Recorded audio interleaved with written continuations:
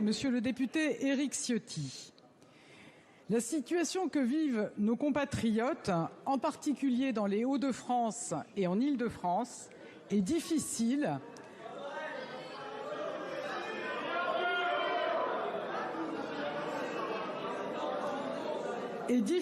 À certains endroits, elle est même insupportable. Et dans un contexte où les incertitudes en matière d'énergie sont notre quotidien collectif, cette situation crée des angoisses bien au-delà des régions touchées par ce conflit.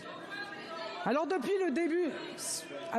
le début du conflit social, dans les raffineries et les dépôts de carburant, le gouvernement a agi.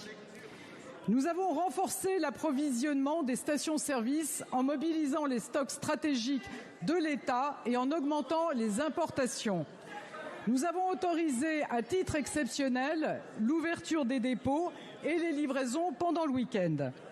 Ces décisions ont permis d'augmenter les livraisons dans les zones en grande difficulté, plus 50% en Île-de-France, plus 35% dans les Hauts-de-France par rapport à la normale.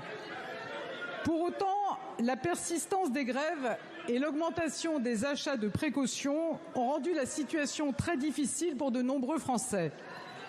Hier soir, au niveau national, 30% des stations étaient en rupture sur au moins un produit, avec de fortes disparités géographiques entre régions, entre départements, parfois d'une ville à l'autre.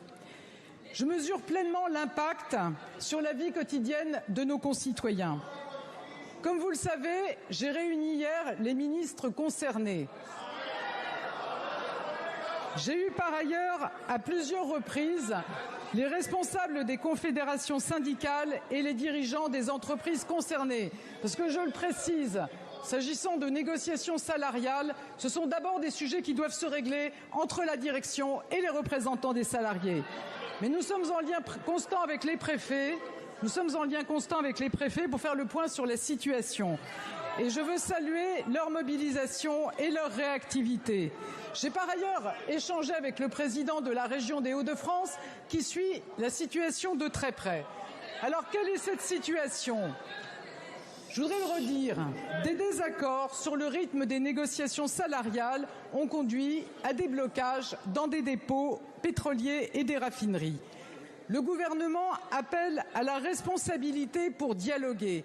Un désaccord salarial ne justifie pas de bloquer le pays. Refuser de discuter, c'est faire des Français les victimes d'une absence de dialogue. Et je vais être plus précise. Des accords sont possibles. Il y a d'ailleurs eu un accord majoritaire signé hier chez Esso. Aujourd'hui, une partie des organisations, malgré cet accord, veut poursuivre le mouvement et continuer le blocage. Nous ne pouvons pas l'accepter. Le dialogue social s'est avancé dès lors qu'une majorité s'est dégagée. Et ce ne sont pas des accords à minima. Les propositions mises sur la table par la direction de l'entreprise est significative. Dès lors, j'ai demandé au préfet d'engager, comme le permet la loi, la procédure de réquisition des personnels indispensables au fonctionnement des dépôts de cette entreprise. Chez Total, les syndicats réformistes ont appelé à l'ouverture de négociations. La direction a répondu favorablement. J'espère que les autres syndicats représentatifs saisiront cette main tendue, car le dialogue social est toujours plus fécond que le conflit. À défaut, le gouvernement agira là encore pour débloquer la situation.